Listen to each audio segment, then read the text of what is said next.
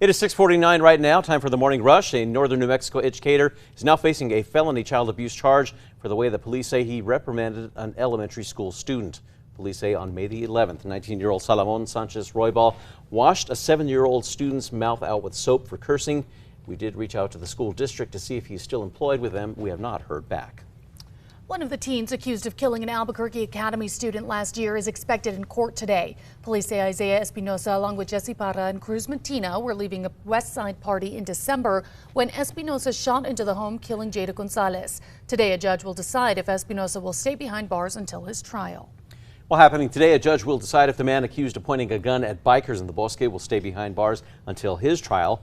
Michael Sutherland was accused of pointing the gun at 2 bikers back on May the 12th. BCSO deputies say that Sutherland also pointed a gun at an air unit and attacked a canine unit. Sutherland is charged with aggravated assault and battery on a peace officer. Erica. And here's a look at our school day forecast. 51 this morning. It is humid, but a little cool, needing some light jacket or a sweater this morning. And we'll be warm by the afternoon, but we do have a chance for some storms even by around 3 o'clock. Another Albuquerque teen accused of murder will be in court for his trial this week. Police say 15-year-old Michael Salinas shot and killed Vincent Lay at Westgate Park back in February 2022. Salinas is charged with 1 open count of murder. An Albuquerque man accused in a string of shoplifting cases is scheduled for sentencing today. Investigators said that Gabriel Quintana stole more than $15,000 worth of items from Target stores in 2021. He is facing 8.5 years in prison. A 42-year-old in Hobbs is facing felony charges after a juvenile bought magic mushrooms from him. Investigators say the 13-year-old needed medical attention after consuming the drug. His mother told deputies that her son had bought them from Jerry Wayne Chadwell, who had previously sold him marijuana. The Lee County Drug Task Force busted Chadwell with 2.5 pounds of mushrooms, 8 pounds of marijuana, and 1,000 other THC products. He's charged with child abuse and contributing to the delinquency of a minor. Erica. And here's a look at our threat index. It is moderate today, as we are going to see a chance for some storms this afternoon and possibly some damaging wind and hail in far southeast New Mexico. Well, the Hobbs Police Department is asking the public for information after they say 3 juveniles were involved in an armed robbery. Officials tracked down the 3 suspects and retrieved the stolen items. 2 of them were arrested and released to their parents, while the one who they say was in possession of the firearm was arrested and taken to the Lee County Detention Center. This morning, investigators with Albuquerque police are looking into a shooting that happened on San Mateo near Central. They say just before 2:45 yesterday afternoon, a man was shot in the chest. They say he's in critical condition. They have not identified a suspect. A woman is dead this morning after a crash on I-40 westbound near Carlisle. Around 2 yesterday afternoon, police say that a Toyota was heading west on I-40 and began to slide because of wet weather.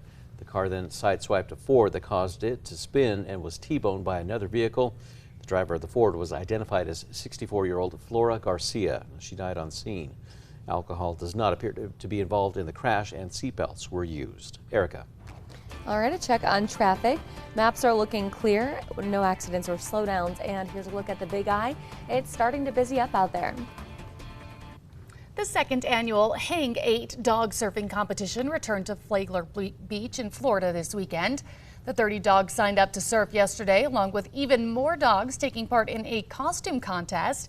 All proceeds went to various non-profit. Time now for the 5 facts. At number 5, but a well-known company is now scrambling to find enough pilots in time.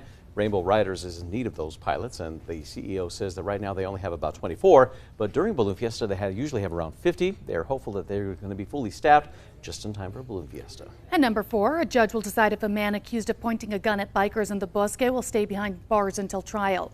Michael Sutherland is accused of pointing a gun at the bikers on May 12th.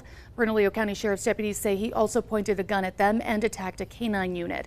He's being charged with aggravated assault and battery on a peace officer. And number 3, there will be more storms today across the state, and we'll be seeing those pop up by the early afternoon. And number 2, the Albuquerque Police SWAT team is on scene near Coors and Quail this morning, where they say a person is barricaded inside of a vehicle. Officials say around 7 last night, officers responded to reports of a robbery and carjacking. They found that vehicle around 10 with a person inside. Now, APD SWAT and crisis negotiation teams have been on scene since. They say to avoid that area throughout the morning. And at number 1, a northern New Mexico educator is now facing a felony child abuse charge for the way that they say he reprimanded an elementary school student. According to the police report, on May the 11th, a staff member at Apawaka Elementary witnessed an instructional assistant, that was 19-year-old Salomon Sanchez Roybal, washing a 7-year-old student's mouth out with soap. The witness said that the student, who has autism, was yelling cuss words, and that is when Sanchez Roybal allegedly warned the student that he was going to wash his mouth out with soap if it continued. Now, Sanchez Roybal then allegedly followed through with his threat and later apologized for his actions. He also said that the student allegedly hit him and tried biting him. We did reach out to the school district to see if he is still employed with them. We have not yet heard back.